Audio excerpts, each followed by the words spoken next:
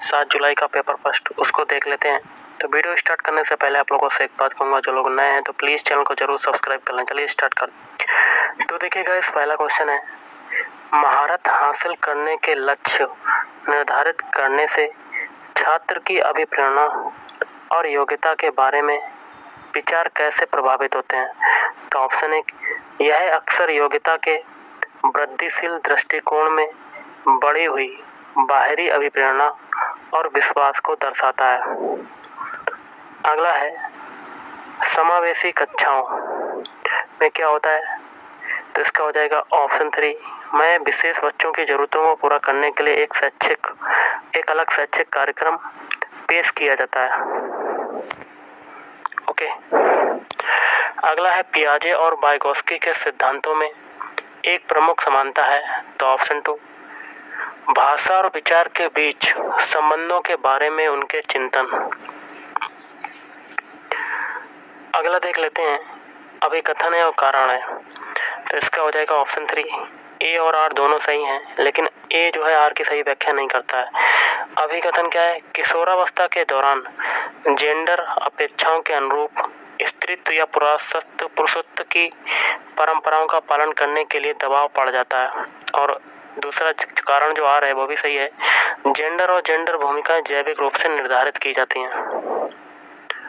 अगला है, कथन है कारण है। तो दोनों आपके सही हो जाएंगे। कथन क्या है, एशियाई संस्कृतियों में जो सामाजिक सद्भावना पर जोर देता है, क्रोध को अभिव्यक्ति को हतोत्साहित किया जाता है और शर्म को प्रोत्साहित किया जाता है। दूसरा भी सही है, कारण भावनाएं व्यक्तिपरक हैं और सीखने में कोई भूमिका नहीं निभाती हैं। अगला, लॉरेंस कोहलबर्ग ने बच्चों के नैतिक विकास का अध्ययन करने के लिए किस विधि का प्रयोग किया। तो ऑप्शन 3, बच्चों के सामने नैतिक दुविधाएं रखना और अनुक्रियाओं की समालोचना करना। अगला, लेव वाइगोत्स्की के अनुसार भाषा और विचार के बीच कैसा संबंध है। तो ऑप्शन 1, भाषा और विचार विकास की जटिल विनिमय प्रक्रियाएं हैं।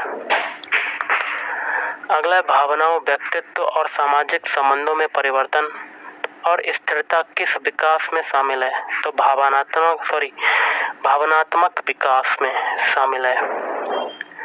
अगला है, कथन है कारण है। इसमें से आपका दूसरा हो जाएगा, ए तथा आर दोनों सही हैं, लेकिन ए जो है आर की सही व्याख्या करता है। कथन क्या है, शिक्षकों को बच्चों को प्रयोग के लिए बहुत सारे अवसर देने चाहिए और उदाहरणों और गैर उदाहरणों पर चर्चा करनी चाहिए। इसकी व्याख्या आर करता है। कथन कारण, बच्चों में गलत धारणाओं से निपटने का एक रचनात्मक तरीका विपरीत उदाहरण प्रदान करना है। अगला है, पठन वैफल्य से जूझ रहे छात्रों को पढ़ना सिखाया जा सकता है। तो व्यवस्थित ध्वन्यात्मक प्रशिक्षण के माध्यम से।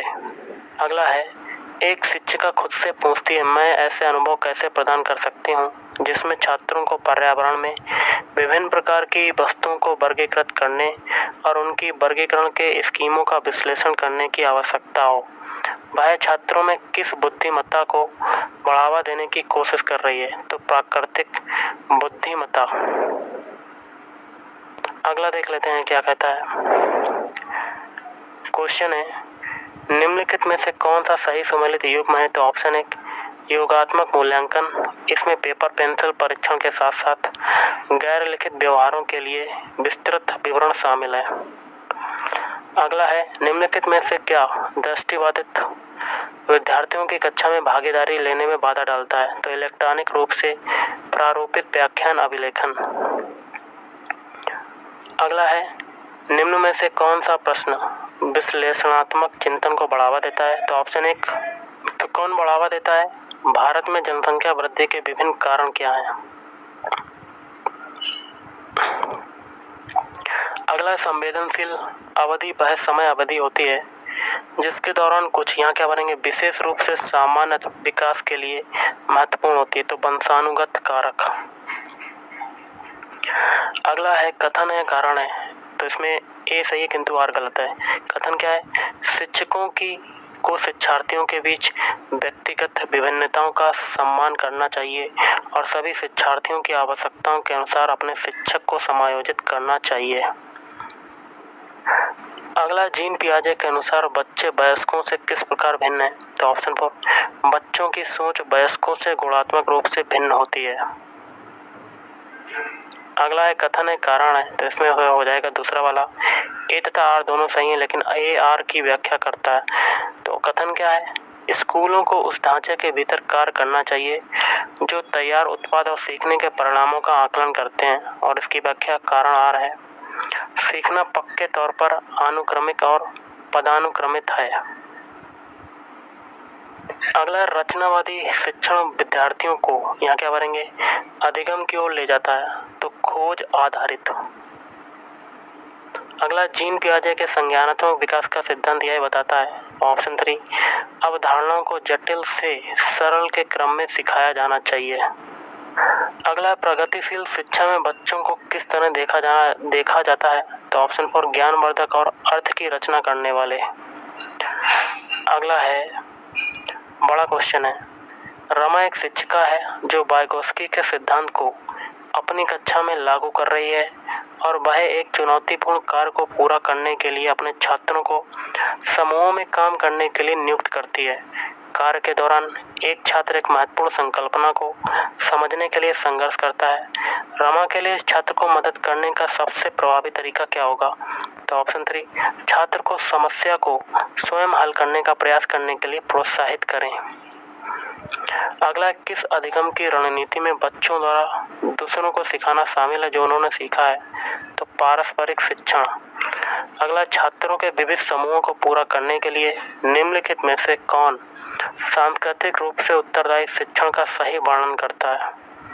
तो ऑप्शन 4, पहला, दूसरा और तीसरा, सुविचारित, अनुकूलित और विभेदित। अगला है, विद्यार्थियों में समालोचनात्मक चिंतन को विकसित करने के लिए एक शिक्षक को ऑप्शन 4 ऐसे सवाल देने चाहिए जिसमें निष्कर्ष और व्याख्याएं शामिल होते हैं।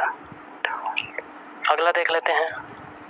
आप एक शिक्षक हैं जो अपने छात्रों को परासंज्ञानात्मक कौशल विकसित करने में मदद करना चाहते हैं।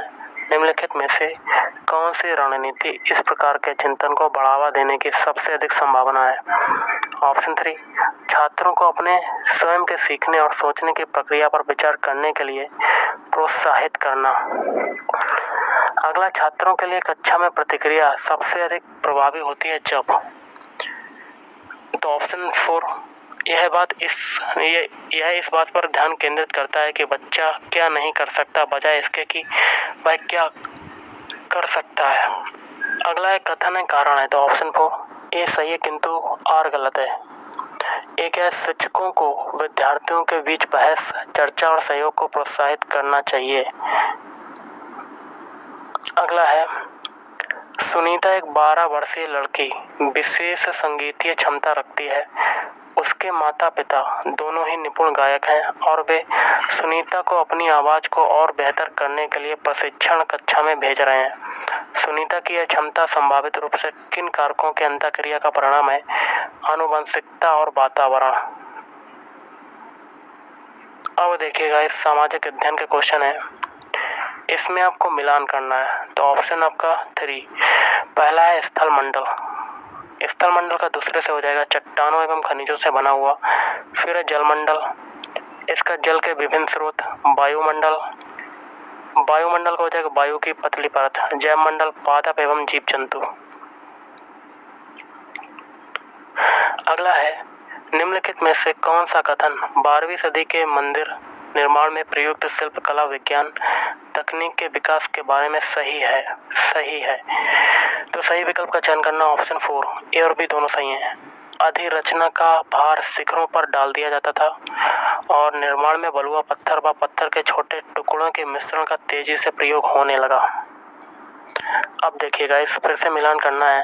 एक में संकल्पना है, दूसरे में उदाहरण। तो ऑप्शन 1, पहला है आपका भेदभाव, तो इसका तीसरे से हो जाएगा महिलाओं की रोजगार की अनुमति नहीं है क्योंकि वह परिवार शुरू कर रही है।